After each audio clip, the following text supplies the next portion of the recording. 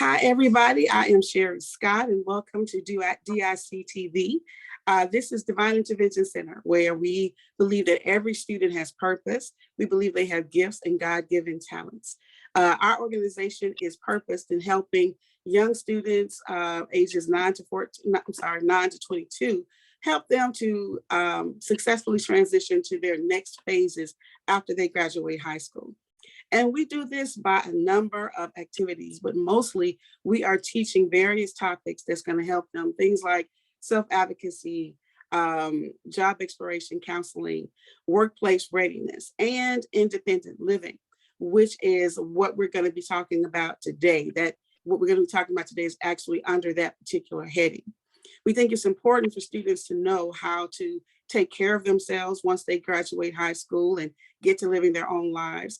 But that also has a great deal to do with self-regulation, social emotional learning, mastering, being able to look after and control themselves while they thrive or become thriving members of their communities.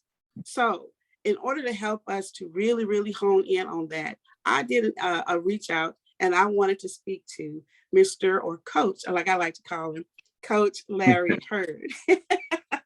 Mr. Hurd or Coach Hurd, I met him in the classroom. He was a teacher in Memphis and Shelby County schools, and he is still a well-loved figure there. He is also an entrepreneur, and he is now assistant director of 901 BLOC Squad. So what is that? We're going to find out all about it in just a few minutes. But first, I want to say welcome, Coach Hurd, for coming in and being willing to speak to our students today and tell about your organization.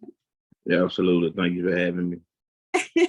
Now, from what I read on the Facebook page and what I have gathered from looking at some of the activities is that 901 BLOC Squad is a violence reduction organization, and you help that with gun violence or reduction of guns in the neighborhoods. Is that correct? Or tell me a little bit more about what you do. Correct. So the BLOC in 901 BLOC stands for Better Lives, Opportunities, and Communities. And so we pretty much focus on bridging those gaps between the at-risk youth and their families.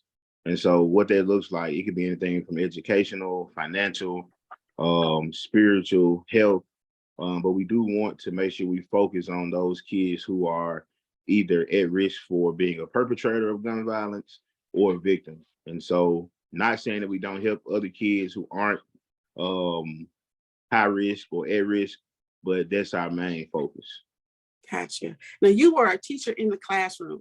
Is that something that, having those experiences and working with students, because I know that just working with you in that setting, that you all had some areas or some instances where some students were hurt, done some hurting, and some were hurt themselves, or even some fatalities. Is that something that led you to this organization or wanting to be more involved in this?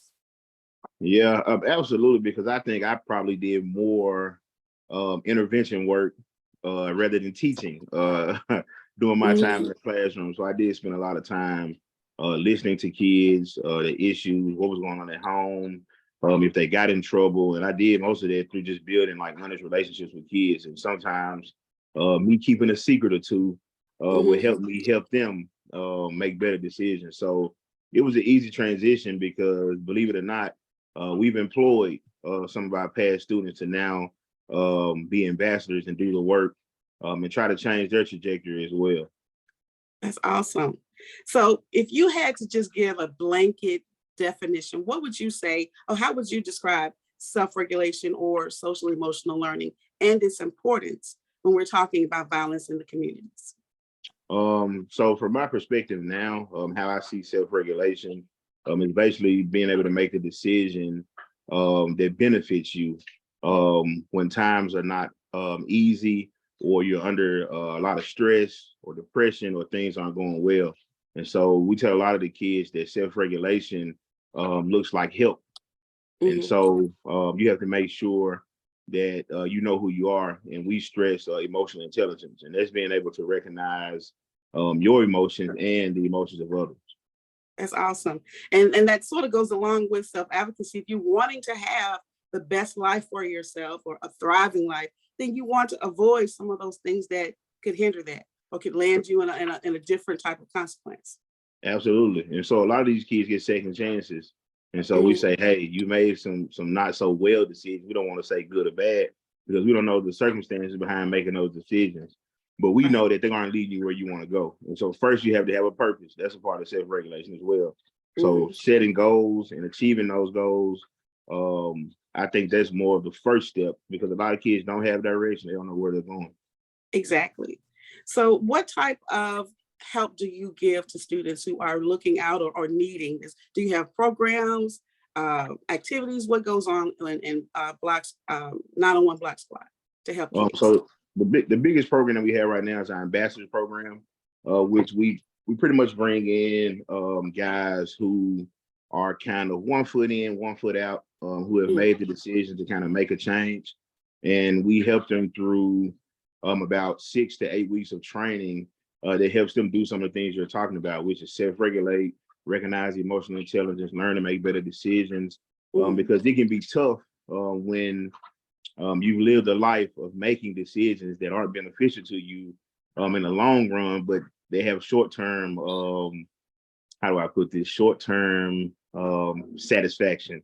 And Gotcha. so these people or these guys or these participants go through this training with hopes of becoming a true intervention worker over time. But the ambassadors program is definitely a step building process. It has components of job training, like you said, emotional intelligence. Some of them may need counseling. They may need help with um, getting a driving license, paying out fines. And so it's Mm. basically just a wraparound thing where we're trying to get these guys to kind of get 2 feet over the fence instead of, being in a gray area. I like that. I like that a lot. So what would you say are the challenging parts of a program or organization like this? I think the challenging part is that most of the time, I always preach a changing environment. And so what happens is, I think while they're with us and they're working and we're, immersed in the training, it's great. But I think when you get back around the people that you're used to being around in those situations and things, it's hard to make the decision that you talked about for the last 8 hours in the day. And so, Right. like you said, self-regulating means that you're able to say, y'all about to go do XYZ. I think I'm gonna go home instead. Or Mhm. if someone comes to you with negative thoughts or actions or ideas, you say, nah, I think I'm gonna chill today. And so it's Mhm. a slow process, but it can happen. Do you think working, and I know when we were working together, we were working with students with disabilities. Do you think that they are more vulnerable to this type of peer pressure? Absolutely. And so what we used to talk about all the time was, and so we have a kind of a different hiring process. We like to hire people that have been past gang members, some convicted felons. And it's been known that these people have the most connections to the people we want to serve. And so a lot of times they talk about the kids with disabilities that were in the gangs because they could be easily manipulated to do things that other people knew weren't in their best interest. But you can be easily manipulated when you don't know about self-regulation and emotional intelligence. So we definitely touch on that a lot. I think which is extremely important for that type of lesson plan to be a part of just an overall school curriculum.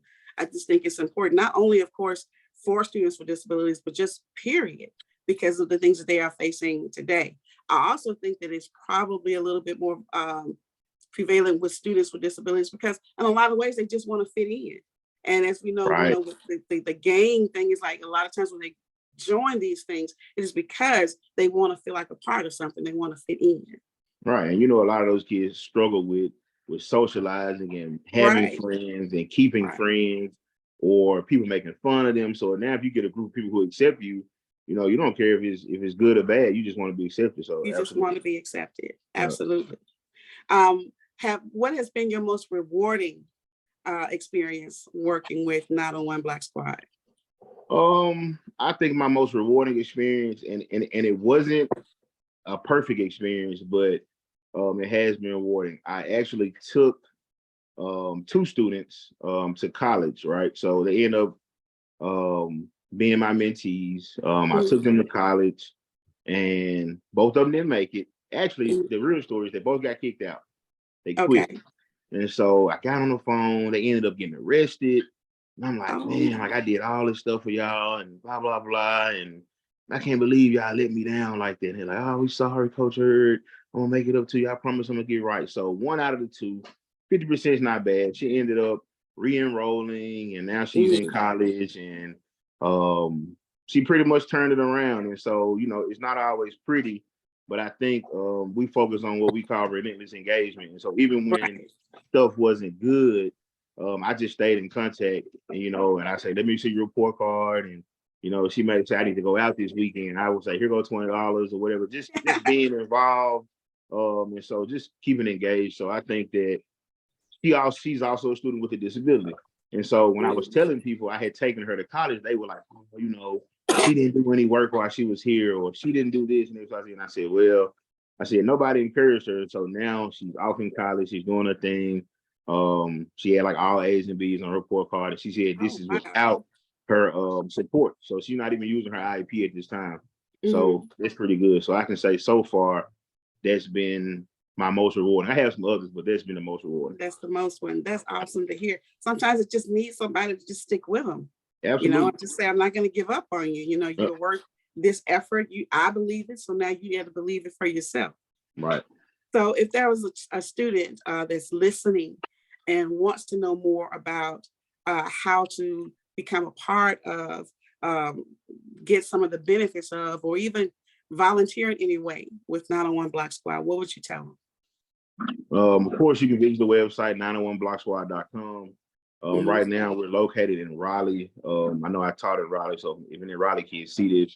We're right next to the McDonald's on Austin P, across from the skate park. And so, you know, of course, we would love to have you as a mentee, as a volunteer, for either, you know, game nights or wrapping candy bags, or just coming to hang out and have somebody to talk to. Always willing. You maybe can be a part of the ambassadors program. If you graduate and you're looking to do something positive to change your trajectory in life, we'd be glad to have you. Absolutely.